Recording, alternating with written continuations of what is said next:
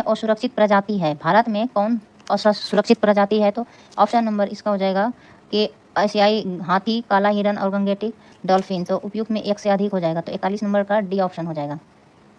तो इसके पूर्ण व्याख्या देखते हैं, एक नज़र व्याख्या पर डालते हैं। ठीक है, तो 41 नंबर का है कि डी नंबर ऑप्शन है, दिए गए विकल्पों में उपयुक्त में एक से अधिक होगा। सुरक्षित प्रजाति भारत में असुरक्षित प्रजातियों में गंगे डॉल्फिन, काला हिरन, एशियाई जंगली कुत्ता, बी एटलर्स डियर, ब्राउन बियर, गौर, गाउल, grey Indian wolf, Andaman rat, एशियाई गोल्डन कैट, चार सींग वाला मृग। तो ये सब क्या है, असुरक्षित प्रजातियों के अंतर्गत आते हैं। डॉल्फिन एक बार फिर देखिए, काला हिरन, एशियाई जंगली कुत्ता और बी एटलर्स डियर यानी बी एटलर्स हिरन, ब्राउन बियर और ब्राउन बियर होता, ब्राउन हिरन हो गया, गौर हो गया, गाउल, grey Indian wolf, Andaman rat, एशियाई गोल्डन कैट, चार सींग वाला मृग। अगला पॉइंट देखिए, एशियाई हाथी एल्फस प्रजाति की एकमात्र जीवित जाति। तो एकमात्र जीवित जाति है एल्फस हाथी, एशियाई हाथी में। पश्चिम में भारत से लेकर पूरब में बोर्नियो द्वीप तक। तो पश्चिम में भारत से लेकर और पूरब में बोर्नियो द्वीप तक पाया जाता है एशियाई हाथी। वहीं मॉक्सिमस श्रीलंका में एल्फस मॉक्सिमस श्रीलंका में, सॉरी ये पॉइंट छूट गया। एशियाई हाथी की 3 उपजातियां हैं, पहचानी जाती हैं। एल्फस मॉक्सिमस श्रीलंका में पाया जाता है, एलिफस मॉक्सिमस। वहीं भारतीय हाथी एशियाई मुख्य भूमि में तथा एल्फस मॉक्सिमस सुमात्रनस इंडोनेशिया के सुमात्रा द्वीप में। हाथी परियोजना कब आया? तो 1992 में जंगली एशियाई हाथियों की मुक्त आबादी के लिए राज्यों द्वारा वन्यजीव प्रबंधन प्रयासों को वित्तीय और तकनीकी सहायता प्रदान करने हेतु प्रारंभ किया गया। तो हाथी परियोजना कब शुरू किया गया था? तो 1992 ईस्वी में जंगली एशियाई हाथियों की मुक्त आबादी के लिए। नेक्स्ट पॉइंट है इसी में कि 1992 ईस्वी में तो यह चलाया गया था परियोजना, एशियाई हाथी परियोजना। तो केंद्र सरकार द्वारा 1992 में गजतमे के नाम से हाथी संरक्षण परियोजना चलाई। तो गजतमे हाथी संरक्षण परियोजना है, हाथी संरक्षण परियोजना चलाया गया गजतमे के नाम से 1992 ईस्वी में, जिसका शुभारंभ झारखंड के सिंहभूम जिले में किया गया। इसका झारखंड के सिंहभूम जिले से किया गया। कौन सा परियोजना? तो 1992 का गजतमे, ठीक है, हाथी संरक्षण परियोजना चलाया झारखंड के सिंहभूम जिले से गजतमे, 1992 गजतमे नाम से चलाया हाथी संरक्षण परियोजना। नेक्स्ट पॉइंट है, भारत में हाथियों के संरक्षण हेतु एक राष्ट्रव्यापी जागरूकता अभियान हाथी मेरे साथी की शुरुआत की गई।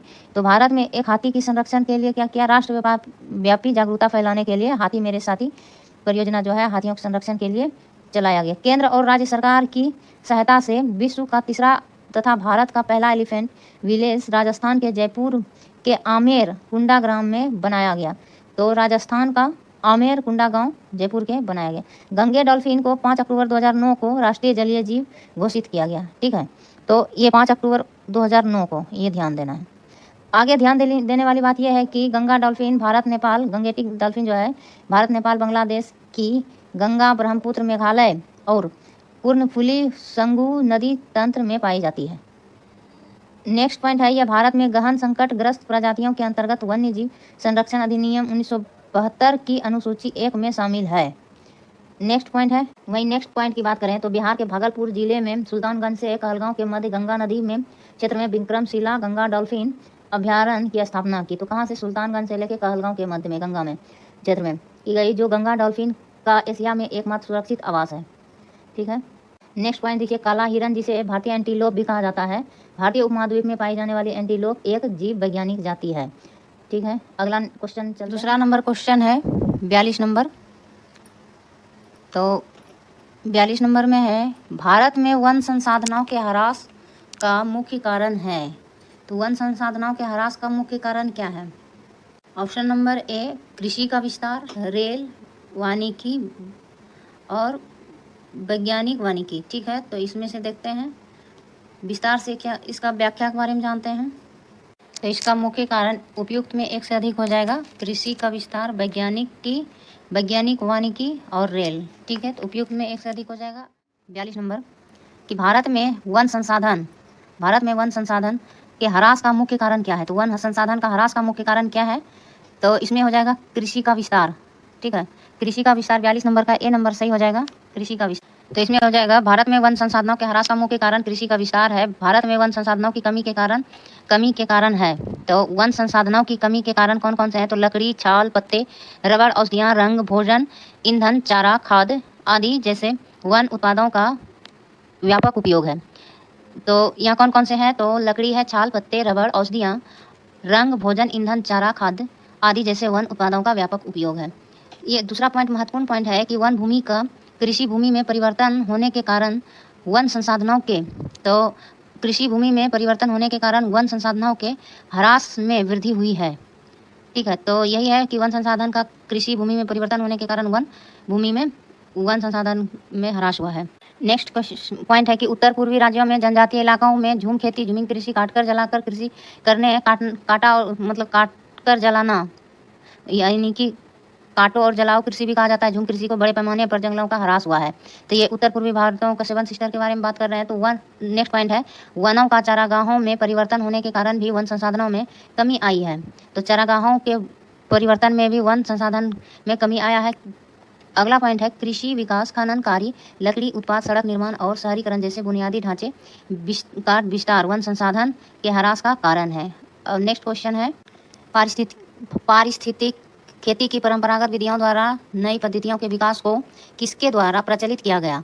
तो पारिस्थितिक खेती की परंपरागत विधियों द्वारा नई पद्धतियों के विकास को किसके द्वारा प्रचलित किया गया? तो इसका आंसर हो जाएगा 43 नंबर का डी नंबर हो जाएगा उपयुक्त में एक से अधिक। तो बीज बचाओ आंदोलन हो जाएगा ए नंबर, नवधान्य आंदोलन भी हो जाएगा, तवा मत्स्य संघ भी हो जाएगा। तो D number option is the correct option है। नेक्स्ट क्वेश्चन है 44 नंबर क्वेश्चन है सरदार सरोवर बांध निम्नलिखित में से किन राज्यों को कवर करता है? तो सरदार सरोवर बांध किन राज्यों को कवर करता है? तो ये नर्मदा नदी पर है सरदार सरोवर बांध। तो ये गुजरात तो हो जाएगा, गुजरात, राजस्थान, ठीक है, मध्य प्रदेश, महाराष्ट्र, राजस्थान और गुजरात। तो ए नंबर इसका ऑप्शन सही हो जाएगा। देखते हैं इसका व्याख्या। तो ए नंबर इसका बिल्कुल सही है। तो विस्तार से जानते हैं इनके बारे में। सरदार सरोवर बांध गुजरात में, राजस्थान, महाराष्ट्र और मध्य प्रदेश में राज्य को कवर करता है। सरदार सरोवर परियोजना का निर्माण गुजरात राज्य में नर्मदा नदी पर नवगांव के पास आधार तल से 63 मीटर ऊंचाई पे बांध से किया गया है। ठीक है, तो 63 मीटर ऊंचे बांध है नवगांव के पास, आधार तल से 63 मीटर ऊंचे बांध है सरदार सरोवर बांध।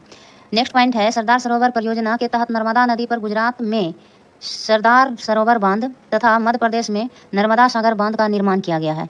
तो गुजरात में कहाँ किया गया है? तो सरदार सरोवर बांध गुजरात में, सरदार सरोवर बांध नर्मदा नदी पर गुजरात में सरदार सरोवर, और मध्य प्रदेश में नर्मदा सागर बांध का निर्माण किया गया है नर्मदा नदी पर ही। सरदार सरोवर परियोजना से सर्वाधिक दुष्प्रभावित पर्यावरण विस्थापित आदि दृष्टि से दुष्प्रभावित, यहाँ ध्यान दीजिएगा, दुष्प्रभावित पर्यावरण विस्थापित आदि दृष्टि से राज्य मध्य प्रदेश। तो राज्य में है मध्य प्रदेश, सर्वाधिक लाभान्वित राज्य गुजरात है। तो दुष्प्रभावित राज्य में मध्य प्रदेश तथा सर्वाधिक लाभान्वित राज्य गुजरात है। तो दुष्प्रभावित राज्य हो गया मध्य प्रदेश। ठीक है, इन मध्य प्रदेश में दुष्प्रभाव देखने को मिला है सरदार सरोवर परियोजना से, और वहीं लाभ सबसे अधिक मिला है गुजरात को। ठीक है, नेक्स्ट पॉइंट है कि सरदार सरोवर कितना ऊंचा है? तो 163 मीटर ऊंचा है सरदार सरोवर बांध। सरदार सरोवर परियोजना से कुल 1450 मेगावाट जल विद्युत का उत्पादन कुल क्षमता है। भारत का प्रथम बहुउद्देशीय नदी घाटी परियोजना डीवीसी है। तो भारत का प्रथम बहुउद्देशीय नदी परियोजना क्या है? डीवीसी है। डीवीसी की स्थापना कब हुआ? तो 1948 में किया गया है। बहुउद्देशीय नदी घाटी परियोजना है डीवीसी। पंडित जवाहरलाल नेहरू ने बहुउद्देशीय नदी घाटी प्रोजेक्ट को आधुनिक भारत का मंदिर कहा है।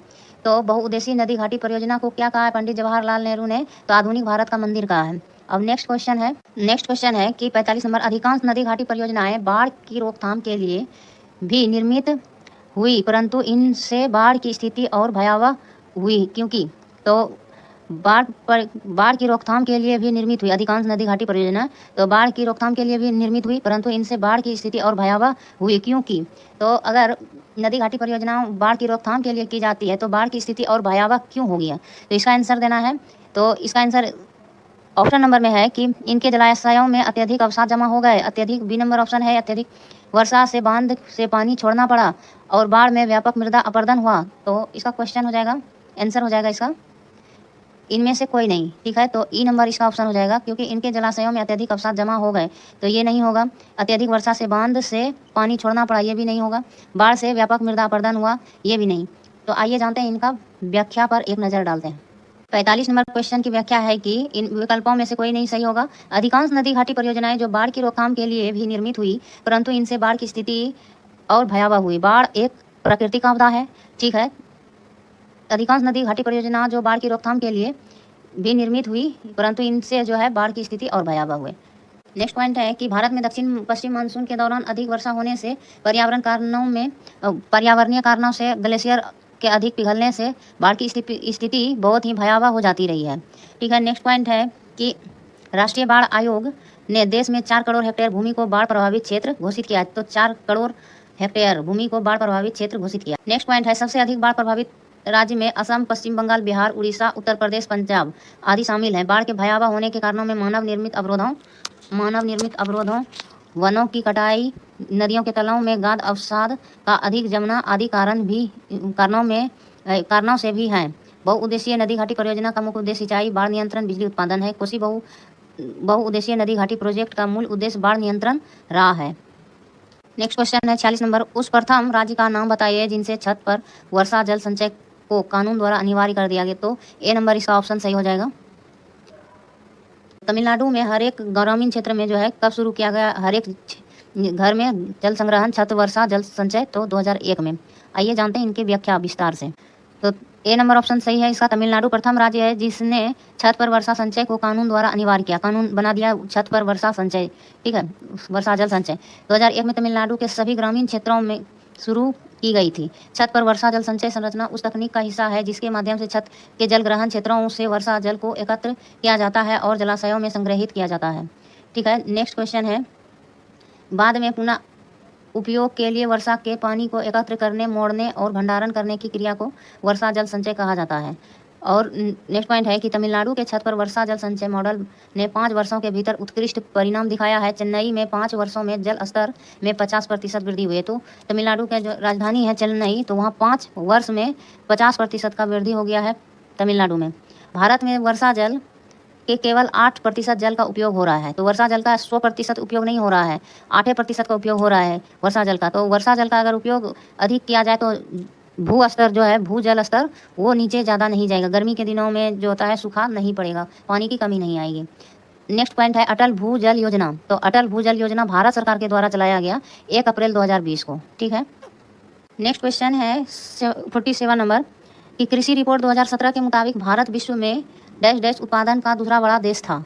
तो कृषि रिपोर्ट 2017 के मुताबिक, कृषि रिपोर्ट आया था 2017 के मुताबिक भारत विश्व में क्या है, उत्पादन का दूसरा सबसे बड़ा देश था। तो किस में दूसरा सबसे बड़ा देश था? 2017 में। 2017 की अगर बात करें तो ये चावल और गन्ना में दूसरा सबसे बड़ा देश था। 2017 में भारत विश्व में दूसरा सबसे बड़ा देश था। ठीक है, दूसरा नंबर पे था हमारा भारत। तो डी नंबर ऑप्शन इसका सही हो जाएगा। वहीं अगर बात करें चावल उत्पादन में तो चीन जो है प्रथम स्थान पर है, चीन। और वहीं बात करें गन्ना उत्पादन में तो पहला स्थान गन्ना उत्पादन में है ब्राज़ील। ठीक है, नेक्स्ट क्वेश्चन है 48 नंबर कि किसानों के फायदे के लिए संस्थागत सुधार था। तो किसानों के फायदे के लिए संस्थागत सुधार इनमें से कौन सा होगा? भूमि सुधार, ग्रामीण बैंकों का निर्माण, किसान क्रेडिट कार्ड स्कीम। तो इसका क्वेश्चन देखते हैं। तो इसका भूमि में सुधार हो जाएगा, ए नंबर सही हो जाएगा इसका आंसर। इसका देखते हैं विस्तार से एक नज़र। तो इसमें दिया है कि ए नंबर ऑप्शन सही है 48 का। किसानों के फायदे के लिए संस्थागत सुधार भूमि सुधार है। ठीक है, संस्थागत सुधार भूमि सुधार है, तो ए नंबर इसका ऑप्शन सही है। नेक्स्ट पॉइंट है कृषि क्षेत्र में संस्थागत सुधार से संबंधित है जमींदारी प्रथा का उन्मूलन, मध्यस्थों का अंत, खेतों का उप विभाजन और विखंडन रोकना, लगान में कमी। ठीक है, लगान में कमी। नेक्स्ट है भूधारण अधिकारों की सुरक्षा।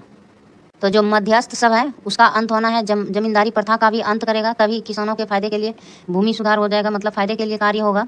खेतों का उपविभाजन और विखंडन को रोकना, खेतों का जो है बहुत खंड नहीं करना चाहिए, खेतों को बड़े टुकड़े में रहने देने चाहिए। लगान की कमी, भूधारण, अगर लगान कम लिया जाएगा तो कृषक जो है उसको अधिक लाभ पहुँचेगा और वो अधिक रुचि दिखाएगा खेती करने में। भूधारण अधिकारों की सुरक्षा करना।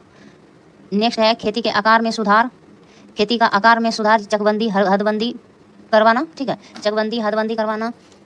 नेक्स्ट है सहकारी सामुदायिक कृषि को बढ़ावा देना। नेक्स्ट है भू स्वामित्व कृषि को हस्तांतरण। वहीं बात करें कृषि क्षेत्र में तकनीक से संबंधित है, तो तकनीक से संबंधित क्या क्या है कृषि क्षेत्र में? तो उन्नत किस्म की बीज, उर्वरक, कीटनाशक।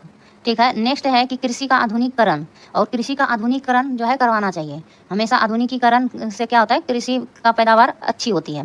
बेहतर सिंचाई, ठीक है, अच्छी भंडारण व्यवस्था होना चाहिए, अच्छी भंडारण व्यवस्था होना चाहिए। इससे क्या होगा कि कृषि क्षेत्र में किसान सब अधिक लाभान्वित होंगे। और किसान क्रेडिट कार्ड स्कीम, और किसान ये कृषि तकनीक से संबंधित है, ना कि कृषि क्या है कि कृषि किसानों के फायदे के लिए संस्थागत सुधार, कृषि क्षेत्र में संस्थागत सुधार है। ये किसानों के तकनीकी क्षेत्र से संबंधित सुधार है। ठीक है, नेक्स्ट है कि किसान क्रेडिट कार्ड, अच्छी वितरण व्यवस्था, तो ये सब होनी चाहिए कृषि तकनीक में शामिल। तो इसमें हो जाएगा भूमि सुधार सिर्फ हो जाएगा, क्योंकि किसानों के फायदे के लिए संस्थागत सुधार है, और ये सब हो जाएगा कृषि तकनीक के अंतर्गत आ जाएगा। अब नेक्स्ट क्वेश्चन है 49 नंबर कि झारखंड का कोडरमा निम्नलिखित में से किस खनिज का प्रमुख उत्पादक है। तो कोडरमा जिला में जो है अभ्रक का जो है उत्पादन होता है, झारखंड में है कोडरमा। ठीक है, तो ये अभ्रक के लिए जाने जाते हैं। इसका विस्तार पर एक नज़र देखते हैं, व्याख्या एक नज़र में। तो 49 नंबर का व्याख्या है कि झारखंड का कोडरमा जो है जिला अभ्रक का प्रमुख उत्पादक क्षेत्र है, उत्पादक राज्य मतलब कि जिला है झारखंड का। वहीं बिहार झारखंड की अभ्रक पेटिका पश्चिम में गया जिले, तो अभ्रक पेटिका जो है संयुक्त रूप से है बिहार और झारखंड का अभ्रक पेटिका है। पश्चिम में गया है, गया जिले से हजारीबाग तक है। ठीक है, हजारीबाग पश्चिम में, गया जिले बिहार का गया जिले और हजारीबाग जिला है झारखंड का, वहाँ तक है झारखंड हजारीबाग तक। और तथा मुंगेर होती हुई पूर्व में भागलपुर, और मुंगेर से लेकर भागलपुर बिहार का, भागलपुर मुंगेर जिला से लेकर भागलपुर जिले तक है, तक लगभग 90 मील की ऊंचाई तक, लंबाई 90 मील की क्या है, लंबाई है 90 मील, और चौड़ाई कितना है, तो 12 से 16 मील की चौड़ाई में फैली हुई है अभ्रक। नेक्स्ट महत्वपूर्ण पॉइंट है कि इसका सर्वाधिक उत्पादन क्षेत्र कोडरमा तथा उसके आसपास के क्षेत्र में अवस्थित अभ्रक पारदर्शक, लचीला, ताप विद्युत निरोधक होता है। आंध्र प्रदेश अभ्रक अयस्क का सर्वाधिक उत्पादनकर्ता राज्य है। तो आंध्र प्रदेश क्या है, सबसे अधिक उत्पादनकर्ता राज्य है आंध्र प्रदेश। वहीं बात करें कि भारत की, तो आंध्र प्रदेश में अधिक अभ्रक अयस्क का सर्वाधिक उत्पादन करता है अभ्रक। ठीक है, और इसका सर्वाधिक उत्पादन क्षेत्र कोडरमा है। तो ये दोनों पॉइंट पे ध्यान देना है। उत्पादन नप क्षेत्र कोडरमा तथा उसके आसपास का क्षेत्र है। अभ्रक पारदर्शक होता है, लचीला होता है, ताप और विद्युत निरोधक होता है। अभ्रक अयस्क सर्वाधिक उत्पादन करता राज्य आंध्र प्रदेश है। और नेक्स्ट इम्पोर्टेंट पॉइंट है कि भारत की सबसे बड़ी अभ्रक मेखला मतलब वह पूरे क्षेत्र का जो है विस्तार। तो कहाँ पे है पूरे क्षेत्र का अभ्रक मेखला, हजारीबाग होते हुए गया मुंगेर तक फैली हुई है अभ्रक मेखला। ठीक है, तो हजारीबाग, गया और मुंगेर में, इसी मेखला के अंतर्गत कोडरमा जिला भी आ जाता है। तो हजारीबाग से होते हुए गया मुंगेर तक जब जाएंगे तो इसी बीच में कोडरमा जिला भी पड़ता है, जिसे अभ्रक की राजधानी कहा जाता है। तो कोडरमा को क्या कहा जाता है, अभ्रक की राजधानी कहा जाता है। नेक्स्ट पॉइंट है कि कोडरमा जिला प्राकृतिक संसाधनों से समृद्ध है। क्वार्टर्स कोडरमा में क्या क्या पाया जाता है, तो एक नज़र देखें, quartz, asbestos, blue stone, white stone, moon stone यहाँ पाए जाते हैं। तो कोडरमा में क्या क्या पाए जाते हैं, कोडरमा में quartz, asbestos, blue stone, white stone और मून स्टोन पाए जाते हैं। बॉक्साइड, नेक्स्ट पॉइंट है बॉक्साइड एल्युमिनियम का अयस्क है। सही बात है, जिसे एल्युमिनियम का ऑक्साइड भी कहा जाता है, बॉक्साइड को एल्युमिनियम ऑक्साइड भी कहा जाता है। बॉक्साइड के उत्पादन में उड़ीसा राज्य जो है भारत में प्रथम स्थान पर है। उड़ीसा बॉक्साइड अयस्क में एल्युमिनियम का अयस्क है और ये प्रथम स्थान पर है। भारत में लोह अयस्क का मुख्य उत्पादक राज्य है उड़ीसा, झारखंड, छत्तीसगढ़, कर्नाटक, गोवा इत्यादि।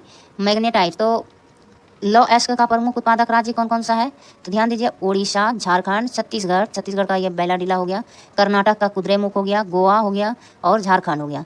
तो ये लौह अयस्क का प्रमुख उत्पादक राज्य है। मैग्नेटाइट नेक्स्ट पॉइंट में होगा कि मैग्नेटाइट लौह अयस्क है। मैग्नेटाइट क्या है, लौह अयस्क है के कुल संसाधन की दृष्टि से शीर्ष राज्य कर्नाटक है। तो लौह अयस्क कुद्रेमुख जो है शीर्ष राज्य है, ये कर्नाटक लौह अयस्क में, मैग्नेटाइट में।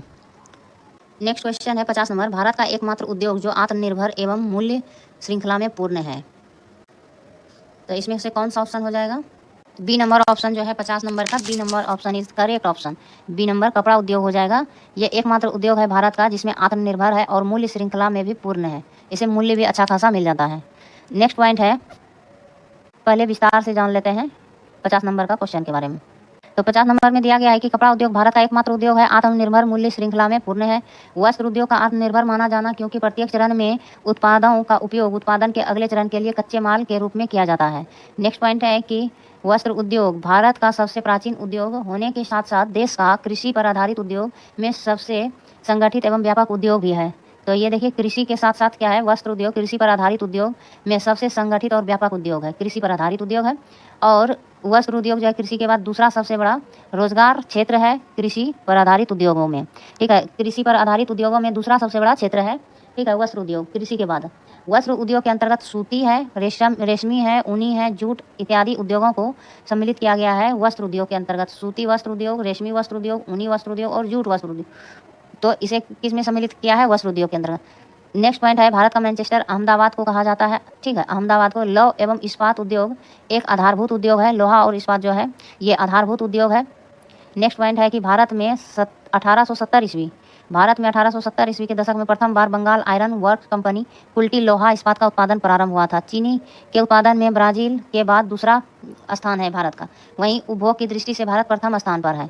तो चीनी उत्पादन में दूसरा स्थान है, ठीक है, भारत का। और उपभोग करने में, यूज़ करने में जो है पहला स्थान भारत रखता है और खपत उत्पादन में जो है दूसरा स्थान है। वहीं चीनी उत्पादन में ब्राज़ील का जो है पहला स्थान है।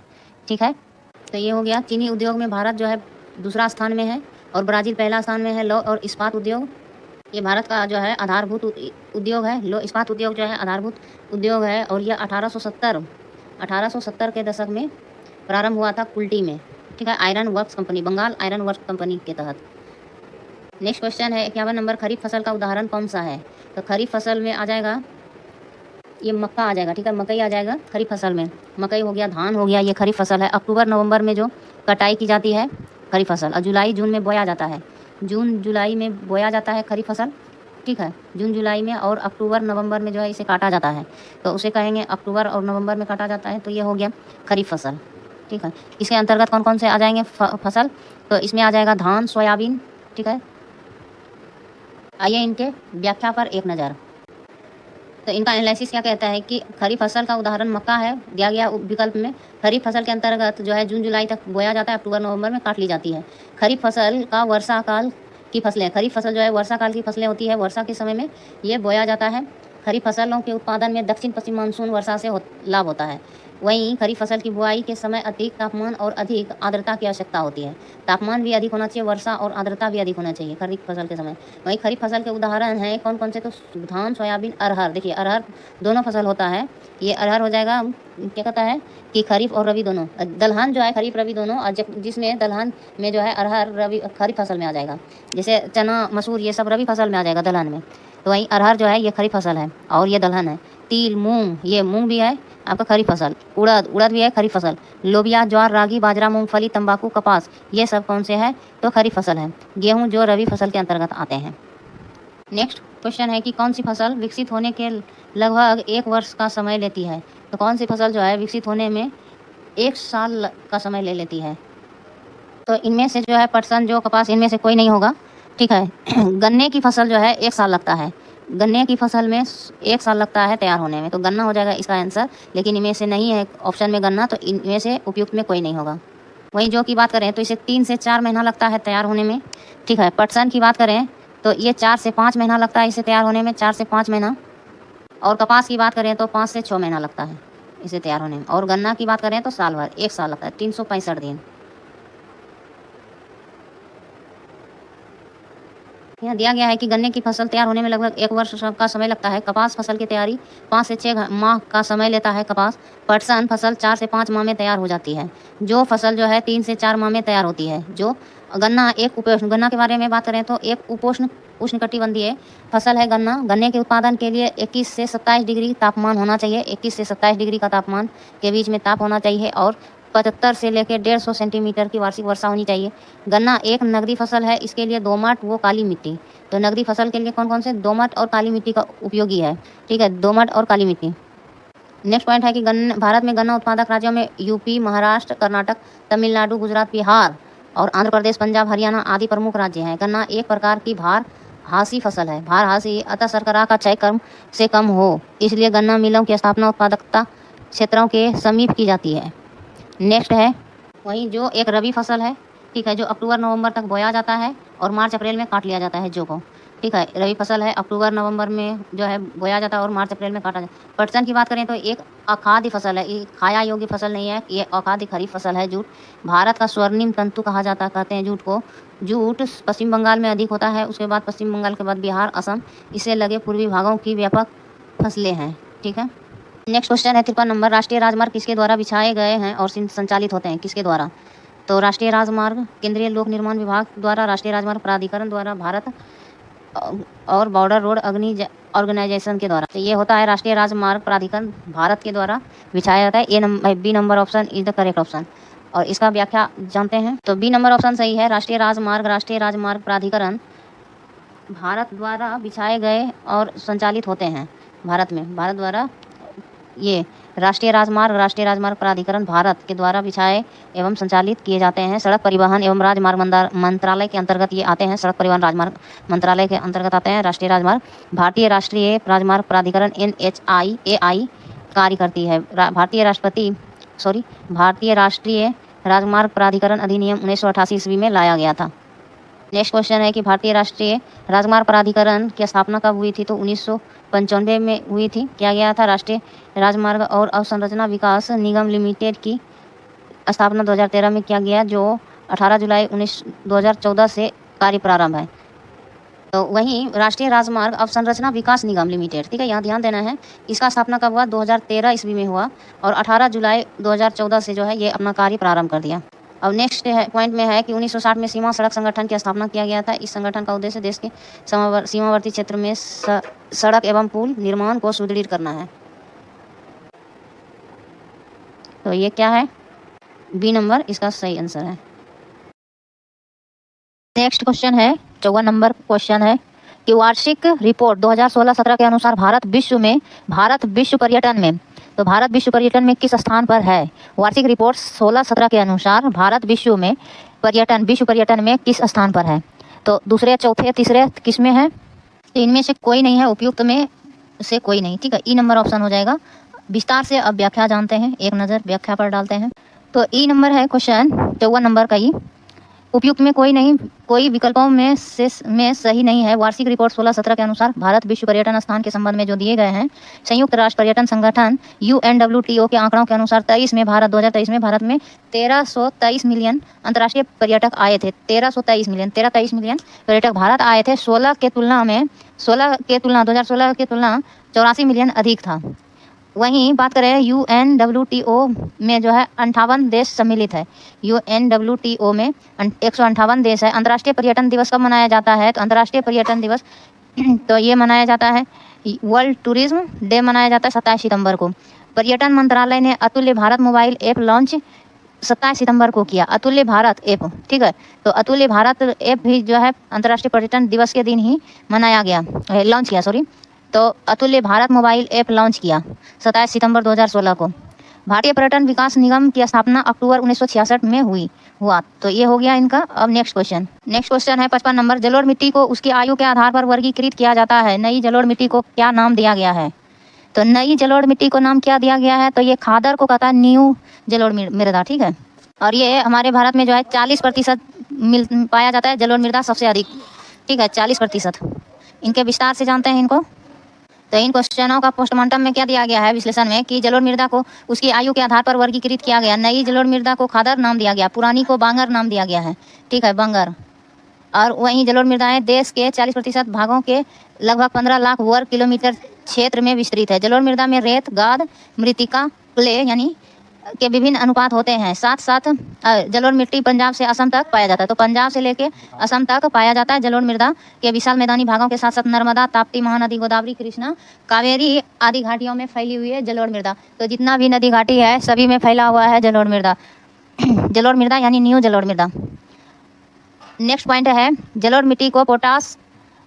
मिट्टी में पोटास तत्व कौन कौन से पाए जाते हैं? तो फास्फोरिक अम्ल पाए जाते हैं। पोटास, फास्फोरिक अम्ल और चूना कार्बनिक तत्वों की प्रचुरता होती है। तो चूना कार्बनिक तत्व, फास्फोरिक अम्ल, पोटास की प्रधानता होती है, परंतु नाइट्रोजन, ह्यूमस की कमी पाई जाती है। लगभग भारत के सभी मृदा में नाइट्रोजन और ह्यूमस की कमी पाई जाती है, ठीक है। नेक्स्ट पॉइंट है न्यू जलोढ़ मृदा जिसे खादर कहते हैं। नई जलोढ़ मिट्टी जिसे खादर कहते हैं बंगर मिट्टी की अपेक्षा अधिक उपजाऊ होती है, ठीक है। नेक्स्ट पॉइंट है प्राचीन जलोढ़ मिट्टी को बांगर कहा जाता है। प्राचीन जलोढ़ मृदा को क्या कहा जाता है? तो बांगर कहा जाता है। इनमें कंकर और प्राचीन जलोढ़ मृदा को बांगर, जो पुरानी जलोढ़ मृदा है ना, इसे बांगर कहा जाता है। इसमें क्या क्या पाया जाता है? तो कंकर भावर प्रदेश से निकल के आया हुआ रहता है। तराई पार करने के बाद जो है उसके बाद ये बांगर ही बनता है, यही मृदा। तो इसमें कंकर और कैल्शियम कार्बोनेट की अधिक मात्रा पाया जाता है। कंकर पत्थर पाया जाता है और कैल्शियम कार्बोनेट की मात्रा अत्यधिक पाया जाता है। वहीं इसका रंग काला होता है, काला या भूरा रंग का होता है। तो इसका रंग कैसा होता है? काला और भूरा होता है। नेक्स्ट पॉइंट है दलदली भूमि मुख्यतः तटीय प्रदेशों, जलीय जमाव के क्षेत्र में पाई जाती है। इसमें घुलनशील लवणों की प्रचुरता होती है, परंतु फास्फोरस, पोटास का अभाव होता है। नेक्स्ट क्वेश्चन है 56 नंबर। कौन सी मिट्टी कपास उगाने के लिए आदर्श है? तो ये काली मृदा हो जाएगा। सी नंबर उपयुक्त आंसर है। तो इनके विस्तार पे एक नज़र डालते हैं। 56 नंबर है कि इनका विस्तार में है कि काली मिट्टी कपास उगाने के लिए आदर्श काली मिट्टी, रेगुर कपास की मिट्टी, ट्रॉपिकल ब्लैक अर्थ एवं ट्रॉपिकल चरनोजम आदि नामों से भी पुकारा जाता है। काली मिट्टी महाराष्ट्र, गुजरात, राजस्थान, मध्य प्रदेश, छत्तीसगढ़, उड़ीसा, आंध्र प्रदेश, तमिलनाडु में पाई जाती है। काली मृदा जो लगभग 5.46 लाख वर्ग किलोमीटर में फैला हुआ है। वहीं काली मृदा में लोहा पाया जाता है। तो काली मिट्टी में कौन कौन से तत्व पाए जाते हैं? तो काली मिट्टी में लोहा पाया जाता है। लोहा के बाद कौन सा तत्व पाया जाता है? तो चूना, एल्युमिनियम, कैल्शियम, मैग्नीशियम। तो लोहा, चूना, एल्युमिनियम, कैल्शियम, मैग्नीशियम कार्बोनेट प्रचुर मात्रा में होता है, जबकि नाइट्रोजन, पोटास, फास्फोरस वो कार्बनिक तत्वों की कमी पाई जाती है। तो यहाँ ध्यान देना है, नाइट्रोजन, फास्फोरस, पोटास वो कार्बनिक तत्वों की कमी पाई जाती है। वहीं बात करें काली मिट्टी के रंग जो काला किस कारण होता है? तो टेटिनीफेरस, मैग्नेटाइट और जिमास ह्यूमस की उपस्थिति के कारण काला होता है। सूक्ष्म मिट्टी सूक्ष्म व अर्धसूक्ष्म क्षेत्रों में अरावली पर्वत वो और सिंधु घाटी के मध्यवर्ती क्षेत्रों में विशेषतः पश्चिम राजस्थान, उत्तरी गुजरात, दक्षिणी हरियाणा और पश्चिमी उत्तर प्रदेश में पाया जाता है। तो सूक्ष्म मिट्टी और सूक्ष्म व अर्धसूक्ष्म क्षेत्र में अरावली पर्वत के इर्द गिर्द पाया जाता है और सिंधु घाटी के आसपास। और सूक्ष्म मिट्टी में बालू की मात्रा पाई जाती है और ज्वार जैसे मोटे अनाजों की खेती के लिए उपयुक्त है। तो ज्वार जैसे मोटे अनाज किस अनाज में पाए जाते हैं? तो ये हुआ। तो सूक्ष्म अर्धसूक्ष्म क्षेत्र में अरावली पर्वत और सिंधु घाटी के इर्द गिर्द में मुख्य रूप से पाया जाता है, जैसे कि पश्चिमी राजस्थान हुआ, उत्तरी गुजरात हो गया, ठीक है, दक्षिण हरियाणा भी है, पश्चिम उत्तर प्रदेश। अब नेक्स्ट क्वेश्चन है कि 57 नंबर है, भारत के किस स्थान पर सर्वाधिक वर्षा होती है? तो ये हो गया Mawsynram, Meghalaya, B number option बिल्कुल करेक्ट है। तो यहाँ बारिश कितना होती है मासिनराम में? तो यहाँ पर 1141 यानी 1141 सेंटीमीटर वार्षिक वर्षा दर जोड़ घटाव के ये रिपोर्ट तैयार किया है। तो 1141 वर्ग किलोमीटर क्षेत्र में, सॉरी ये सेंटीमीटर, 1148 यानी 1148 वार्षिक जो है सेंटीमीटर, 1148 सेंटीमीटर वार्षिक वर्षा होता है मासिनराम में। अगर बात करें सबसे कम भारत का कहाँ बारिश होती है, कम बारिश कहाँ होती है सबसे कम, तो वर्षा कहाँ होती है? तो ये भारत का लद्दाख में होता है, ठीक है, लद्दाख। नेक्स्ट क्वेश्चन है, विभिन्न देशों में स्लैश बर्न कृषि के लिए प्रयुक्त नामों के लिए नीचे दिए गए कूट से सही विकल्प का चयन कीजिए। स्लैश यानी काटो और जलाओ कृषि जो है, झूम कृषि है, उसी का नाम है। तो मैक्सिको में जो है रोका कहा जाता है, और मैक्सिको और संयुक्त रूप से है तो वहाँ मिल्पा भी कहा जाता है मध्य अमेरिका में। लेकिन रोका हो गया तो मध्य अमेरिका हो जाएगा। तो इसमें सिर्फ मिल्पा है, तो ये सिर्फ हो जाएगा, ये क्या है कि मिल्पा मैक्सिको हो जाएगा, ठीक है। ब्राज़ील का हो जाएगा यहाँ रोका, तो ये इसको मिटा देते हैं। हाँ, मैक्सिको का मिल्पा हो जाएगा, ब्राज़ील का रोका हो जाएगा, वियतनाम का रे हो जाएगा, इंडोनेशिया का लदांग, इंडोनेशिया मलेशिया का लदांग हो जाएगा। तो इस प्रकार सी नंबर ऑप्शन हो जाएगा, ठीक है, रोका, ब्राज़ील का रोका, वियतनाम का रे, इंडोनेशिया का लदांग, ठीक है। तो सी नंबर ऑप्शन बिल्कुल सही है। नेक्स्ट क्वेश्चन है, भूदान ग्राम दान आंदोलन जिसे रक्तहीन क्रांति के नाम से भी जाना जाता है किसके द्वारा शुरू किया गया? तो ये विनोबा भावे हो जाएंगे, ए नंबर ऑप्शन बिल्कुल सही है। ये कब हुआ था भूदान आंदोलन? तो 1951 ईस्वी में शुरू किया गया था, विनोबा भावे के द्वारा आंदोलन शुरू हुआ था। और इनके बारे में क्या है, तो ये 1951 से प्रारंभ हुआ था। आंध्र प्रदेश के 18 अप्रैल जो है आंध्र प्रदेश के पोचमपल्ली गांव से हुआ था, ठीक है। तो ये 18 अप्रैल 1951 में शुरू किया गया था आंध्र प्रदेश में, ठीक है। आंध्र प्रदेश में रामचंद्र रेड्डी जो थे जमींदार थे, पहले जमींदार, जिन्होंने गांव को 80 एकड़ जमीन दान में दिए थे। और वहीं ग्राम दान आंदोलन की बात करें तो गांव का जो है दान होता था, तो गांव दान सबसे पहले किए थे तो सबसे पहले उड़ीसा से ग्राम दान आंदोलन शुरू हुआ था। कहाँ से हुआ था ग्राम दान? तो उड़ीसा से हुआ था ग्राम दान। और भूदान कहाँ से हुआ था? तो सबसे पहले आंध्र प्रदेश से हुआ था भूदान आंदोलन। तो ये जमींदार अपनी स्वेच्छा से जो है भूमि दान देते थे। नेक्स्ट क्वेश्चन है, कुछ टूथपेस्ट में चमक किस खनिज से आती है? कुछ टूथपेस्ट में चमक किस खनिज से आती है? तो इसमें अभ्रक खनिज के कारण जो होता है चमक होता है, टूथपेस्ट में चमक होता है अभ्रक खनिज के कारण। तो सी नंबर ऑप्शन इसका सही है।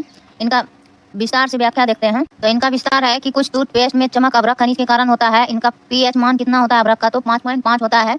5.5 से कम होने पर दांत का क्षय शुरू हो जाता है। तो दांत का जो है पीएच मान अगर 5.5 से कम होगा तो दांत टूटना शुरू हो जाएगा, दांत का क्षय होना शुरू हो जाएगा। टूथपेस्ट का पीएच मान लगभग 8 होता है। तो पीएच मान टूथपेस्ट का 8 होना चाहिए, दांत के लिए स्वास्थ्यवर्धक होता है। टूथपेस्ट को सफ़ेद बनाने के लिए उपयोग किया जाने वाला रसायन ऑक्साइड डाइऑक्साइड है। तो टूथपेस्ट में सफ़ेद बनाने के लिए उपयोग किया जाने वाला रसायन टाइटेनी डाइऑक्साइड है। नेक्स्ट पॉइंट है टाइटेनी डाइऑक्साइड में उच्च आवर्तनांक होता है। उच्च आवर्तनांक होता है टाइटेनी डाइऑक्साइड रासायनिक गुण इसके टाइटेनिक डाइऑक्साइड के रासायनिक गुण इसे श्वेतक कारक के रूप में टूथपेस्ट में एक घटक के रूप में प्रयोग किया जाता है। दांत का मुख्य घटक कैल्शियम फास्फेट है। ठीक है, मुख्य घटक क्या है तो कैल्शियम फास्फेट है, जो हड्डियों को भी मुख्य अवयव है, हड्डियों का मुख्य अवयव है कैल्शियम फास्फेट। नेक्स्ट क्वेश्चन है एक्शन नंबर, बिहार में कौन सा थर्मल पावर प्लांट मौजूद है? तो ये बरौनी है बिहार में। ठीक है, तो इनके बारे में जानते हैं, व्याख्या पर एक नज़र डालते हैं। एक्शन नंबर का व्याख्या में है कि बिहार में बरौनी थर्मल पावर प्लांट मौजूद है। Barauni thermal power station NTPC Barauni एक मौजूदा 320 मेगावाट कोयला आधारित बिजली स्टेशन है जो बिहार राज्य विद्युत बोर्ड के पास है। तो कितना है 320 मेगावाट कोयला आधारित बिजली स्टेशन है। तो Barauni thermal power NTPC Barauni एक मौजूदा है, अभी मौजूद है 320 मेगावाट कोयला आधारित बिजली स्टेशन है। बरौनी क्या है? कोयला आधारित बिजली स्टेशन है जो बिहार राज्य विद्युत बोर्ड के पास है, और ये बिहार राज्य विद्युत बोर्ड के पास है। Barauni thermal power station Bihar राज्य के बेगूसराय जिले में स्थित है। तो बिहार के बेगूसराय में स्थित है Barauni. Barauni thermal power station रूस के सहयोग से अस्तित्व में आया। तो रूस के सहयोग से इनका निर्माण कार्य किया गया था, बरौनी का रूस के सहयोग से। नेक्स्ट पॉइंट है कि बरौनी थर्मल पावर प्लांट रूस के सहयोग से अस्तित्व में आया और वर्ष 1962 में इसका संचालन हुआ। 1962 से ही इनको शुरू किया गया था, इनका कार्य, इनमें संचालन कार्य शुरू हो गया। बरौनी ताप विद्युत केंद्र 7 इकाइयाँ हैं। तो बरौनी के ताप विद्युत केंद्र में 7 यूनिट है बरौनी ताप विद्युत केंद्र में, लेकिन इनमें 5 का कार्यकारी जीवन काल समाप्त हो चुका है, और 5 यूनिट का जो है कार्यकाली जीवन काल समाप्त हो चुका है, वे उत्पादन के लिए उपलब्ध नहीं है। तो अभी कितना है तो 7 में 5 तो जीवन काल समाप्त हो गया है और उपलब्ध नहीं है। बिहार और 2 बचा है, 7 में 5 खत्म हो गया, 2 बचा। बिहार राज्य बिजली बोर्ड 1958 में स्थापित किया गया और बरौनी 1962 से संचालित हुआ था, ध्यान रखिए। नेक्स्ट क्वेश्चन है, भारत में एक प्रमुख शक्ति प्रदान करने वाला निगम है और इसके पास पर्यावरण प्रबंधन प्रणाली 14001 के लिए ISO प्रमाणन है। का आंसर क्या होगा? डैश में भारत में एक प्रमुख शक्ति प्रदान करने वाला निगम है और इसके पास पर्यावरण प्रबंधन प्रणाली 14001 के लिए ISO प्रमाणन है। तो ये NTPC है, A number is the correct option. इस क्वेश्चन का व्याख्या पर एक नज़र डालते हैं। NTPC भारत में एक प्रमुख शक्ति प्रदान करने वाला निगम है और NTPC है। ठीक है, ये प्रमुख शक्ति प्रदान करने वाला निगम है। इसके पास पर्यावरण प्रबंधन प्रणाली 14001 के लिए ISO प्रमाणन है। NTPC का पूरा नाम क्या है? National thermal power corporation. ठीक है, national thermal power corporation. National thermal power corporation की स्थापना 1975 में की गई थी। NTPC भारत का महारत्न कंपनी में शामिल है। NTPC NHPC का पूरा नाम national hydro electric power, NHPC यानी नेशनल हाइड्रो इलेक्ट्रिक, P से पावर, C से कॉरपोरेशन है। नेक्स्ट पॉइंट है NHPC की स्थापना कब की गई? तो 1975 में। ठीक है, NHPC 1975। हैल का पूरा नाम क्या है? तो Honeywell automation India limited, Honeywell automation India limited HAL का पूरा नाम है। अब नेक्स्ट क्वेश्चन है 63 नंबर का क्वेश्चन है, स्वर्णिम चतुर्भुज सुपर हाईवे समय और दूरी को कम करने के लिए भारत के 4 प्रमुख शहरों को जोड़ता है। निम्नलिखित में किस विकल्प में वे शहर शामिल हैं? तो 4 शहर कौन कौन से हैं? तो दिल्ली, कोलकाता, चेन्नई, मुंबई हो जाएगा। तो ए नंबर ही इसमें सही हो जाएगा।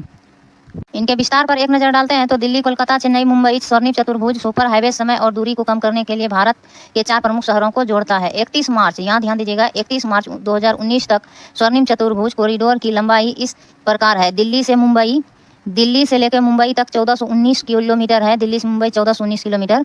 वहीं मुंबई से चेन्नई है 1290 किलोमीटर। मुंबई से चेन्नई 1290 किलोमीटर। मुंबई जाएंगे फिर वहाँ से चेन्नई, यानी कि दिल्ली यहाँ है, तो दिल्ली यहाँ है, दिल्ली से यहाँ मुंबई कितना किलोमीटर है? 1419 किलोमीटर है। अब यहाँ मुंबई आए, मुंबई से चेन्नई, तो यहाँ कितना किलोमीटर है? मुंबई से चेन्नई तो 1290 किलोमीटर है। ठीक है, और चेन्नई से कोलकाता अगर जाएंगे तो कोलकाता से चेन्नई या चेन्नई से कोलकाता तो ये 1684 किलोमीटर है, 1684 किलोमीटर। वहीं कोलकाता से दिल्ली से कोलकाता या कोलकाता से दिल्ली तो ये हो जाएगा 1453 किलोमीटर। ये ध्यान दीजिएगा। स्वर्णिम चतुर्भुज का जो है पूरा लंबाई कितना है? तो 5846 किलोमीटर है और इसकी शुरुआत कब किया गया भारत सरकार के द्वारा? 2001 में। वहीं 64 नंबर की बात करें तो इनमें कौन सा बंदरगाह आज़ादी के बाद सबसे पहले बनाया गया था? तो 1948 मतलब 1947 के बाद कौन सा बंदरगाह बना है जो स्वतंत्रता के बाद सबसे पहले बना है? तो ऑप्शन नंबर बी नंबर हो जाएगा, सॉरी, तो बी नंबर ऑप्शन हो जाएगा कांडला बंदरगाह। ये कच्छ में है कांडला बंदरगाह, गुजरात के कच्छ की खाड़ी के तट पर स्थित है कांडला बंदरगाह या ज्वारीय बंदरगाह है। ठीक है, नाम परिवर्तित कर इसे दीनदयाल बंदरगाह भी हो गया है। इसका नाम क्या है अभी, तो दीनदयाल बंदरगाह, इसे दीनदयाल बंदरगाह कहा गया है, नाम परिवर्तित करके कर दिया गया है। इसका नाम परिवर्तित कब किया गया है, तो ये 4 अक्टूबर को किया गया है। 4 अक्टूबर 2017 को ही नाम परिवर्तित कर दीनदयाल बंदरगाह नाम किया गया इसका। और वहीं बात करें मैंगलोर बंदरगाह की, तो न्यू मैंगलोर यहाँ अगर डाल दें तो न्यू मैंगलोर बंदरगाह से, तो यहाँ लो एश मुख्य रूप से ग्रेनाइट, लो एश Fe लो एश ग्रेनाइट, इनके बारे में विस्तार से एक नज़र देख लेते हैं। तो न्यू मैंगलोर बंदरगाह से मुख्यतः लो एश ग्रेनाइट, काजू, कहवा, लकड़ी, मछली, चंदन का तेल आदि का निर्यात किया जाता है। तो लो एश ग्रेनाइट, काजू, कहवा, लकड़ी, मछली, चंदन का आदि तेल का जो है ये निर्यात किया जाता है। नेक्स्ट है मुंबई बंदरगाह, देश का सबसे बड़ा बंदरगाह है। सबसे बड़ा बंदरगाह कौन है, तो मुंबई बंदरगाह है। मुंबई बंदरगाह से मुख्यतः सूती ऊनी कपड़े, नमक, मछली, लिग्नाइट, तंबाकू, चावल आदि वस्तुओं का निर्यात किया जाता है। तो चावल, तंबाकू, लिग्नाइट, नमक, ऊनी कपड़े, सूती कपड़े का और मछली का कहाँ से किया जाता है, तो मुंबई बंदरगाह से निर्यात किया जाता है। नेक्स्ट 65 नंबर क्वेश्चन है, झारखंड, छत्तीसगढ़, मध्य प्रदेश राज्य खनिजों और डैश निक्षेप के मामले में समृद्ध है। तो झारखंड, छत्तीसगढ़, मध्य प्रदेश राज्य जो है खनिजों और डैश निक्षेप के मामले में समृद्ध है।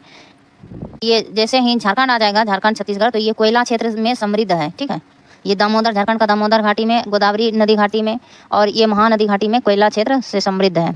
ये नंबर ऑप्शन सही हो जाएगा। तो इनका विस्तार में दिया गया है, इनका व्याख्या में, तो झारखंड, छत्तीसगढ़, मध्य प्रदेश राज्य खनिज और कोयला निक्षेप के मामले में समृद्ध है। भारत में कोयले का कुल भंडार की दृष्टि से, भंडारण की दृष्टि से ध्यान दीजिएगा, तो झारखंड प्रथम स्थान पर, कोयले के भंडारण के दृष्टिकोण से झारखंड क्या है, प्रथम स्थान पर है। इसके बाद क्रमशः भंडारण के क्षेत्र में, कोयले के भंडारण के क्षेत्र में उड़ीसा है, छत्तीसगढ़ और पश्चिम बंगाल है और मध्य प्रदेश है। वही नेक्स्ट पॉइंट में दिया गया है कि भारत में सबसे बड़ा कोयला उत्पादक राज्य, तो कोयला उत्पादक राज्य में कौन सा राज्य आ जाएगा, तो ये छत्तीसगढ़ है। सबसे बड़ा कोयला उत्पादक राज्य भंडारण राज्य में हो जाएगा झारखंड, झारखंड के बाद छत्तीसगढ़ और उड़ीसा, छत्तीसगढ़ तीसरा स्थान पे आ जाएगा भंडारण में, उड़ीसा दूसरा स्थान में, छत्तीसगढ़ तीसरा, पश्चिम बंगाल चौथा और मध्य प्रदेश 5वां स्थान में हो जाएगा भंडारण में, और छत्तीसगढ़ पहला स्थान में आ जाएगा उत्पादक में। ठीक है, कोयला का सबसे बड़ा उत्पादक राज्य छत्तीसगढ़ है। भारत में कोयले के उत्पादन का सर्वाधिक हिस्सा विद्युत क्षेत्र में उपयोग हेतु भेजा गया है। भारत में कोयला के उत्पादन का सबसे बड़ा भाग छत्तीसगढ़, उत्पादन का सबसे बड़ा भाग छत्तीसगढ़ पहले स्थान, दूसरे स्थान में है हमारा झारखंड। ठीक है, और हमारा जो है उड़ीसा किस स्थान में है, तीसरा, और चौथा नंबर में है हमारा MP। उत्पादन में है मध्य प्रदेश चौथे नंबर पर, और लास्ट में 5वें नंबर पे है भंडारण के क्षेत्र में। उड़ीसा किस स्थान में है, तो ये तीसरा स्थान में है, दूसरा स्थान में छत्तीसगढ़ है। ठीक है, भंडारण में, और पहला स्थान में उत्पादन में है छत्तीसगढ़, दूसरा स्थान में झारखंड है। वहीं कोयले का काला हीरा, कोयले को काला हीरा के नाम से भी जाना जाता है। नेक्स्ट पॉइंट है कि रासायनिक तौर पर कोयले में कार्बन होता है जो न केवल इसे काला रंग प्रदान करता है, तो कार्बन के कारण कोयले का रंग कैसा होता है, तो काला होता है। तो यहाँ पूछ देगा कि कोयला का काला रंग क्यों होता है, तो कार्बन के कारण होता है। ठीक है, बल्कि इसकी उष्मीय क्षमता को भी निर्धारित करता है। तो कार्बन क्या करता है, इसके उष्मीय क्षमता को भी निर्धारित करता है। नेक्स्ट पॉइंट है कि सोने के उत्पादन और भंडारण दोनों में, उत्पादन तथा भंडारण में कर्नाटक सबसे अग्रणीय राज्य है। तो कर्नाटक तेजियस गोल्ड फील्ड जो है ये कर्नाटक में ही है। हट्टी गोल्ड माइन कंपनी भारत की एकमात्र सोना उत्पादक कंपनी है। तो हट्टी जो है, हट्टी यहाँ ध्यान दीजिएगा, गोल्ड माइन कंपनी, ये भारत की एकमात्र सोना का उत्पादन कंपनी है, सोना उत्पादन। जियोलॉजिकल सर्वे ऑफ इंडिया के अनुसार बिहार के जमुई जिले में, तो ये जियोलॉजिकल सर्वे ऑफ इंडिया के द्वारा जो है खनिजों का निकाला जाता है खोज के, तो बिहार के जमुई जिले में जो है करमटिया में 2222.88 मिलियन टन, जमुई जिले में, बिहार के जमुई जिले में 2222.88 मिलियन टन सोना का भंडार उपलब्ध है, अभी उपलब्ध है, भंडारण है हमारे बिहार में। जमुई में सोना का भंडार देश के कुल सोना भंडार का सबसे बड़ा भाग है, 44%, ये ध्यान दीजिएगा। तो इसमें ए नंबर ऑप्शन हो जाएगा। सोना के बारे में अभी जाने कि 44% हमारा बिहार में है और करमटिया में है। ठीक है, भंडारण है, जियोलॉजिकल सर्वे ऑफ इंडिया के द्वारा इनका जो है खोज किया जाता है, और एकमात्र है गोल्ड माइन फील्ड जो है कर्नाटक में है। सोने का उत्पादन और भंडारण जो कर्नाटक में है, तो हट्टी गोल्ड माइन फील्ड जाने आपने, हट्टी गोल्ड माइन फील्ड कंपनी। और वही बताइए कि बिहार में सोना का जो है खान मिला है, कितना मिलियन टन सोना का भंडार मिला है, तो 2222 ध्यान रखिएगा और 88। ठीक है, 22 चौक 88 होता है, तो इसको 222, अच्छा हम इतना देर से गलती ही बोल रहे थे, सॉरी, तो 222.88 मिलियन टन हो जाएगा। ठीक है, 222.88 मिलियन टन ये भंडार है बिहार में। नेक्स्ट है कि निम्नलिखित में कौन सा देश विश्व में चावल का सबसे बड़ा उत्पादक है। तो चावल का विश्व में चीन है सबसे बड़ा उत्पादक देश, और वहीं भारत का दूसरा स्थान है चावल उत्पादन में, और चावल का निर्यात में जो है चावल निर्यातक देश में भारत पहला स्थान पे आ जाएगा। विश्व चावल का सबसे बड़ा उत्पादक देश चीन है। भारत चावल फसल के अंतर्गत विश्व में सर्वाधिक क्षेत्रफल रखता है, परंतु निम्न उत्पादकता के कारण चावल उत्पादन में भारत का चीन के बाद दूसरा स्थान है। चावल निर्यातक देशों में भारत शीर्ष स्थान पर है। अंतर्राष्ट्रीय चावल अनुसंधान संस्थान जो है फिलीपींस मनीला में स्थित है। अंतर्राष्ट्रीय खाद्य एवं कृषि संगठन FAO 2020 के आंकड़ों के अनुसार FAO खाद्य कृषि संगठन के अनुसार विश्व में चावल के 5 शीर्ष उत्पादक देशों में पहले स्थान पर चीन, दूसरे में भारत, तीसरे में बांग्लादेश, इंडोनेशिया है, चौथे में 5वां वियतनाम है। भारत का मुख्य खाद्य फसल क्या है? तो चावल है। चावल धान का जन्मभूमि चीन को ही माना जाता है। नेक्स्ट क्वेश्चन है 67 नंबर, भारत में राष्ट्रीय वन नीति किस वर्ष लागू की गई थी? तो भारत में राष्ट्रीय वन नीति किस वर्ष लागू की गई थी? इसका आंसर हो जाएगा 1952 में। तो भारत में राष्ट्रीय वन नीति 1952 में लागू की गई थी। संशोधित राष्ट्रीय वन नीति 1988 में लाया गया केंद्रीय वन। तो संशोधित वन नीति 1988 में लागू हुआ था। राष्ट्रीय वन नीति तो 1952 में लागू हुआ था, और संशोधित कर राष्ट्रीय वन नीति 1988 में लाया गया। केंद्रीय वन अनुसंधान संस्थान देहरादून में है। सबसे बड़ा वन क्षेत्र मध्य प्रदेश में है, सबसे कम हरियाणा में है। इंपीरियल फॉरेस्ट विभाग की स्थापना डिट्रिच ब्रैंडिस के सहयोग से 1864 में किया गया था। इंपीरियल फॉरेस्ट विभाग की स्थापना डिट्रिच ब्रैंडिस के सहयोग से 1864 ईस्वी में किया गया था। भारतीय वन नीति 1952 में कुल भूमि का क्षेत्रफल का 1/3 तक वन आवरण बढ़ाने का प्रावधान शामिल था, यानी 33% था। कुल भूमि का 33% वहीं भारत में वन नीति भारत वन स्थिति रिपोर्ट इस पर केंद्रीय वन एवं जलवायु परिवर्तन मंत्रालय के तहत एक संगठन भारतीय वन सर्वेक्षण द्वारा द्विवार्षिक रूप से जारी की जाती है। नेक्स्ट क्वेश्चन है, एल्युमिनियम किस कच्चे माल से निकाला जाता है? तो एल्युमिनियम बॉक्साइट अयस्क से प्राप्त किया जाता है। तो C नंबर ऑप्शन बिल्कुल सही है। बॉक्साइट अयस्क के एल्युमिनियम की प्राप्ति होती है। एल्युमिनियम श्वेत रंग का एक धातु है। एल्युमिनियम कैसा है? श्वेत रंग का होता है। एल्युमिनियम का उपयोग परिवहन, वाहनों, टिकाऊ उपभोक्ताओं वस्तु, पैकेजिंग, विद्युत मशीनी उपकरण इत्यादि के लिए किया जाता है। एल्युमिनियम उत्पादन करने वाले विश्व में 5 शीर्ष देश है। उत्पादन करने वाले विश्व में 5 देशों का नाम एल्युमिनियम में पहला है चीन, दूसरा रूस है, तीसरा भारत है। एल्युमिनियम उत्पादन में भारत तीसरा स्थान में है।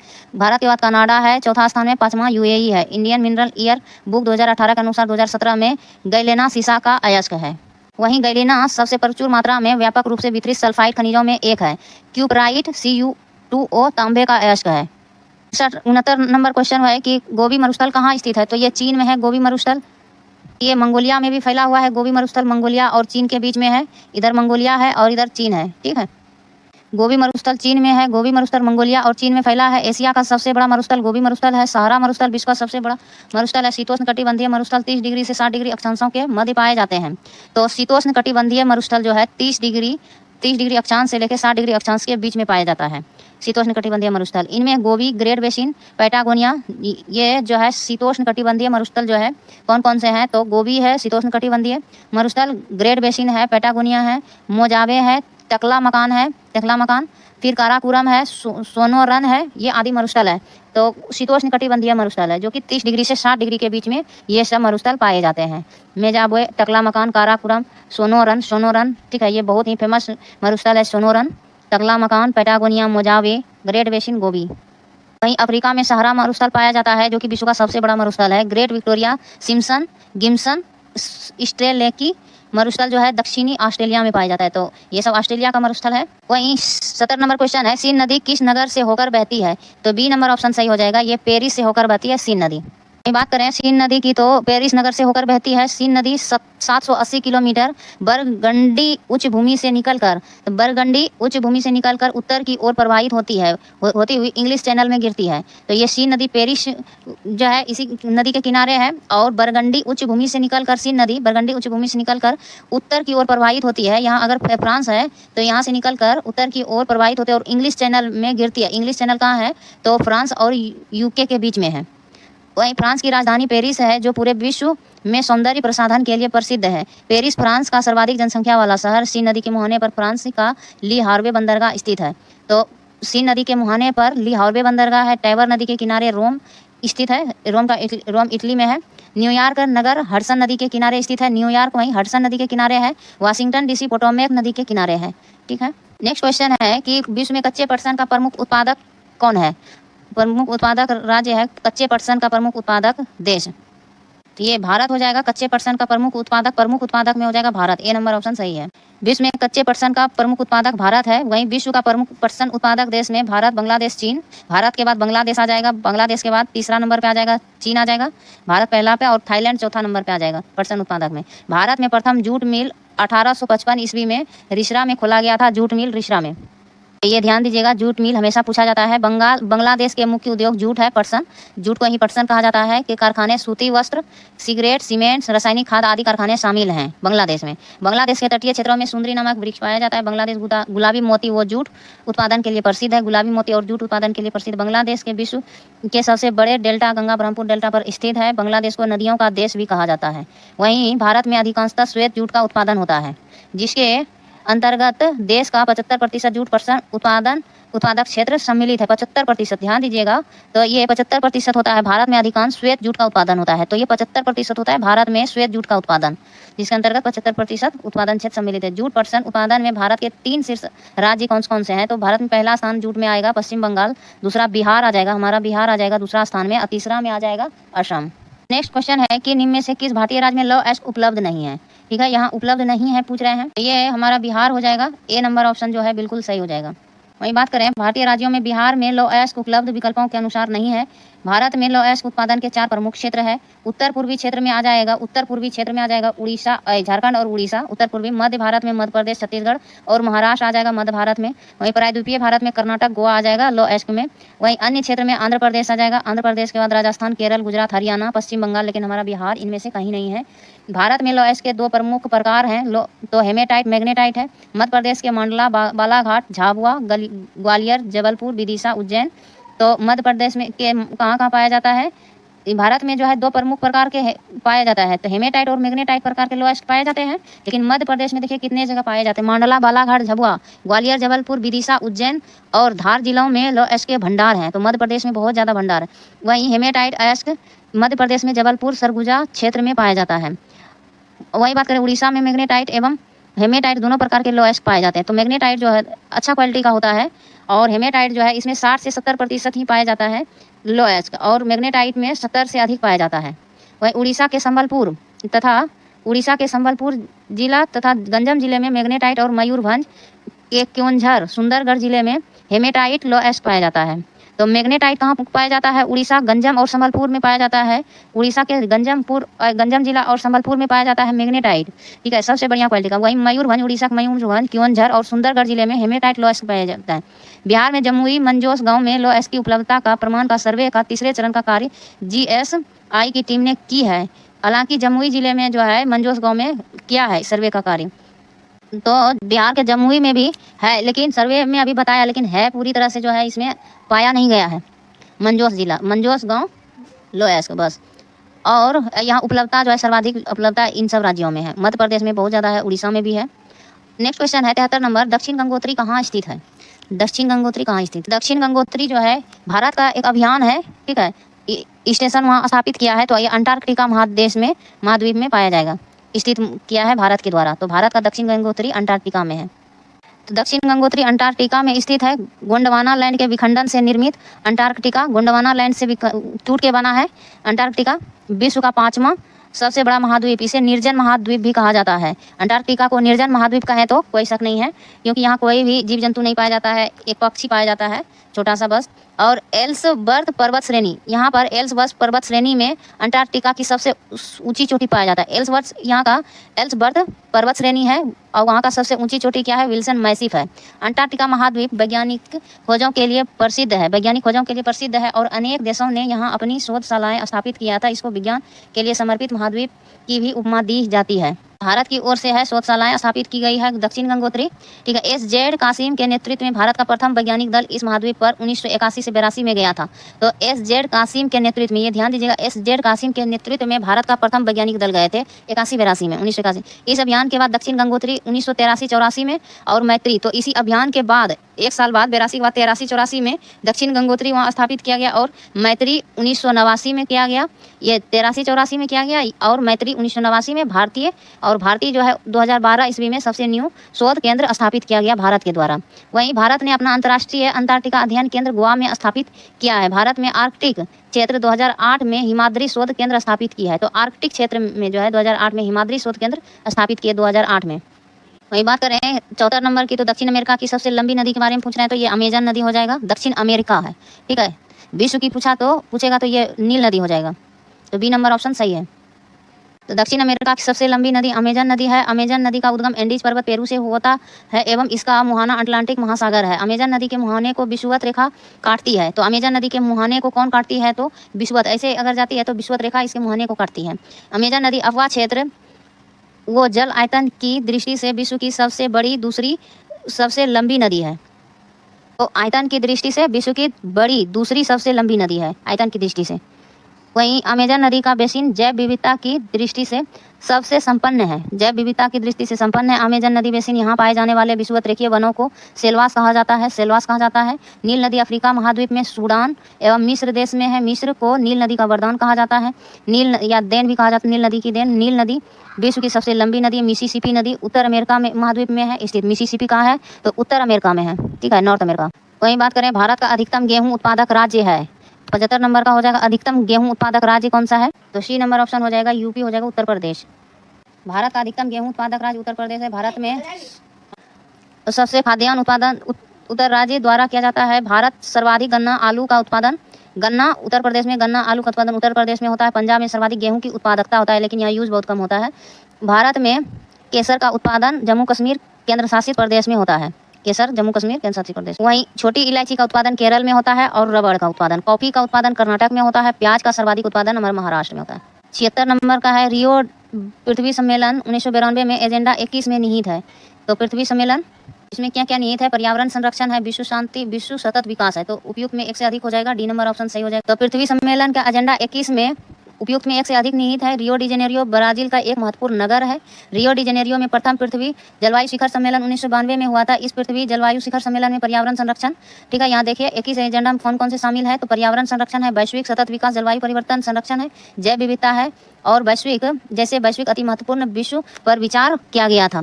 ठीक है, तो ये सब हो गया। द्वितीय विश्व पृथ्वी शिखर सम्मेलन 2002 में दक्षिण अफ्रीका में हुआ था, जोहान्सबर्ग में आयोजित हुआ था। द्वितीय पृथ्वी जलवायु शिखर सम्मेलन 2002 में। क्योटो प्रोटोकॉल 1997 में आयोजित हुआ था। मॉन्ट्रियल प्रोटोकॉल 16 सितंबर 1987 में हुआ था और 89 ओजोन परत से संबंधित है जो 89 में लागू हुई थी। तो ये ध्यान देना, 89 में लागू हुई थी। पेरिस सम्मेलन 2015 में बहुत ही महत्वपूर्ण था जलवायु परिवर्तन में। पेरिस सम्मेलन 2015 में, जिसमें चरणबद्ध तरीके से CO2 गैस उत्सर्जन में कटौती और समापन पर सदस्य राष्ट्रों ने सहमति व्यक्त की थी। ऑप्शन में सिर्फ ये विश्व शांति नहीं होगा, पर्यावरण संरक्षण होगा, वैश्विक सतत विकास हो जाएगा, एजेंडा 21 में शामिल। 77 नंबर क्वेश्चन है, विश्व का सबसे अधिक कोयला उत्पादक देश कौन सा है? तो विश्व में सबसे अधिक कोयला उत्पादक देश पूछ रहे हैं, तो ये हो जाएगा चीन हो जाएगा। सी नंबर ऑप्शन बिल्कुल सही है। विश्व में कोयला उत्पादक देश में जो है चीन है सबसे अधिक। विश्व में सर्वाधिक लौह इस्पात, सूती वस्त्र, चावल, रेशम वस्त्र, सीमेंट का उद्योग चीन ही करता है। सर्वाधिक विश्व में सर्वाधिक उत्पादन चीन। तो लौह इस्पात, सूती वस्त्र, रेशम वस्त्र, चावल और सीमेंट उत्पादन भी चीन करता है। विश्व का सर्वाधिक जूट उत्पादन भारत करता है। सर्वाधिक चांदी का उत्पादन मैक्सिको करता है। सर्वाधिक यूरेनियम का उत्पादन कजाकिस्तान करता है। विश्व का सर्वाधिक उत्पादन गन्ना का उत्पादन जो है ब्राजील होता है, ब्राजील किया जाता है, ब्राजील के द्वारा। वहीं बात करें सर्वाधिक रबड़ का उत्पादन थाईलैंड से होता है। सर्वाधिक सोना का उत्पादन चीन से होता है। चीन क्या हो गया? चीन सोना में हो गया और सोना में हो गया, फिर चावल हो गया, गन्ना हो गया, गन्ना तो ब्राजील करता है। विश्व में सर्वाधिक सोना का संरक्षित भंडार कहाँ है? तो USA में। संरक्षित भंडार ज़्यादा पूछेंगे तो USA में है। तो चीन में चावल, रेशम वस्त्र, सूती वस्त्र, लौह इस्पात और सीमेंट उद्योग और सोना, ये चीन 1 नंबर पे है। नेक्स्ट क्वेश्चन है, भारत में सबसे पुराना तेल भंडार कहाँ है? तो बम्बई हाई महाराष्ट्र, अंकलेश्वर गुजरात, नावगांव गुजरात। तो इनमें से कोई नहीं हो जाएगा। आंसर देखिए क्या होगा और व्याख्या में आते हैं, विस्तार से व्याख्या के बारे में जानते हैं। ये डिगबोई लग रहा है, जो कि इसमें से ऑप्शन में कोई नहीं, इनमें से कोई नहीं है। तो भारत में सबसे पुराना तेल भंडार से संबंधित उपयुक्त में कोई विकल्प नहीं है। ई नंबर ऑप्शन है। भारत में सर्वप्रथम तेल की खुदाई 1866 ईस्वी के आसपास असम में हुआ था। 1866 में असम में। विश्व में सर्वप्रथम तेल की खुदाई USA में 1859 में हुआ था, यानी कि भारत से पहले ही हो गया था, 7 साल पहले 1859 में, यहाँ 1866 में हुआ था। भारत में सर्वप्रथम तेल शोधक कारखाना डिगबोई असम में स्थापित किया गया। तो ये है डिगबोई असम। ठीक है। असम में किया गया था 1866 में। डिगबोई तेल शोधक कारखाना एशिया का सबसे पुराना तेल शोधक कारखाना है। डिगबोई तेल शोधक कारखाना की स्थापना 1901 ईस्वी में किया गया। बम्बे हाई से तेल उत्पादन 1974 ईस्वी में प्रारंभ हुआ। बम्बई हाई से। बम्बई हाई तेल उत्पादन में सागर जहाज सहयोग देती है। तो बम्बई हाई तेल उत्पादन में सागर जहाज सहयोग देती है। बम्बई हाई तेल उत्पादन में जापान का सहयोग प्राप्त है। डिगबोई तेल शोधक कारखाना का स्थापना 1901 में हुआ। खोजा गया था कब? 1866 में। ये ध्यान देना है। और बम्बे हाई जो है तेल उत्पादन 1974 में प्रारंभ हुआ था। 1974 में, यानी कि बहुत साल बाद, लगभग 100 साल से भी बेसी। ठीक है। नेक्स्ट क्वेश्चन है, विश्व में एल्युमिनियम का सबसे बड़ा उत्पादक है। तो एल्युमिनियम का सबसे बड़ा उत्पादक राज्य कौन सा है, देश है? तो इनमें से कोई नहीं होगा, ना भारत होगा, ना फ्रांस होगा, ना यूएसए होगा। तो ई नंबर ऑप्शन इसमें सही है। आइए जानते हैं एल्युमिनियम उत्पादक देश के बारे में। तो ऑप्शन में दिया गया है ई नंबर ऑप्शन सही है। उपयुक्त में कोई भी देश एल्युमिनियम विश्व में एल्युमिनियम उत्पादन में सबसे बड़ा उत्पादक देश नहीं है। और यहाँ दिया गया है चीन विश्व में सबसे बड़ा एल्युमिनियम उत्पादक देश है। देखिए चावल में चीन आगे है। चावल हो गया, सीमेंट हो गया, सोना हो गया। ठीक है। तो ये और एल्युमिनियम भी हो गया। इसके अलावा और था दो चीज़ था, और लो इस्पात था, सूती वस्त्र, रेशम वस्त्र, 2-3 चीज़ और हो गया ऐड। तो और एल्युमिनियम, सोना, ये चीन है पहला स्थान। ठीक है। सबसे बड़ा उत्पादक देश है। बॉक्साइट एल्युमिनियम का मुख्य अयस्क है। ठीक है। बॉक्साइट, और बॉक्साइट नाम फ्रांस में सर्वप्रथम प्राप्त स्थान से संबंधित है। एल्युमिनियम पृथ्वी की पपड़ी में सबसे अधिक पाई जाती है। पृथ्वी की पपड़ी में जो है सबसे अधिक पाया जाता है एल्युमिनियम। एल्युमिनियम के प्रमुख उत्पादक देशों में चीन के अतिरिक्त भारत, रूस, कनाडा और ऑस्ट्रेलिया आदि शामिल है। एल्युमिनियम का file, sheet, plate, electronics, automotive निर्माण आदि क्षेत्रों में किया जाता है। Next question 80 number, great Victoria मरुस्थल कहाँ है? तो ये ऑस्ट्रेलिया में है। ए नंबर ऑप्शन सही हो जाएगा। तो ये 80 नंबर क्वेश्चन है ज्योग्राफी का। लास्ट नंबर है, 40 क्वेश्चन हो गया ज्योग्राफी का, तो ये लास्ट क्वेश्चन है। तो ये ग्रेट विक्टोरिया मरुस्थल ऑस्ट्रेलिया में है। ग्रेट विक्टोरिया डेजर्ट दक्षिण ऑस्ट्रेलिया में है। विक्टोरिया मरुस्थल का नामकरण ब्रिटेन की महारानी के से संबंधित है। ग्रेट सैंडी मरुस्थल, सिम्पसन, गिब्सन आदि मरुस्थल ऑस्ट्रेलिया से संबंधित है। न्यूवियन मरुस्थल सूडान में है। तो ये ध्यान देना है, सूडान में है न्यूवियन मरुस्थल, और उत्तर पूर्व स्थित है, उत्तर पूर्व में स्थित है। विश्व का सबसे घनी आबादी वाला मरुस्थल थार मरुस्थल है। घनी आबादी वाला मरुस्थल थार मरुस्थल में आदमी भी रहता है। ठीक है। मानव भी इसमें रहता है। थार मरुस्थल भारत और पाकिस्तान में फैला हुआ अटाकामा मरुस्थल दक्षिण अमेरिका में है। तो दक्षिण अमेरिका में है अटाकामा मरुस्थल स्थित है। चिली में है, अर्जेंटीना और चिली के बीच में है अटाकामा। यह मरुस्थल खनिज संपदा की दृष्टि से बहुत महत्वपूर्ण है। अटाकामा मरुस्थल खनिज संपदा की दृष्टि से महत्वपूर्ण है। तांबा, नाइट्रेट, बोरॉन आदि। एशिया का सबसे बड़ा मरुस्थल गोबी मरुस्थल। तो एशिया का सबसे बड़ा अगर पूछेगा तो मंगोलिया और चीन के बीच में गोबी मरुस्थल है, वही होगा एशिया का सबसे बड़ा। तो ये रहा 40 नंबर का फुल एनालिसिस हुआ, पूरा व्याख्या। तो धन्यवाद। हंसते रहिए, मुस्कुराते रहिए। जय हिंद, वंदे मातरम।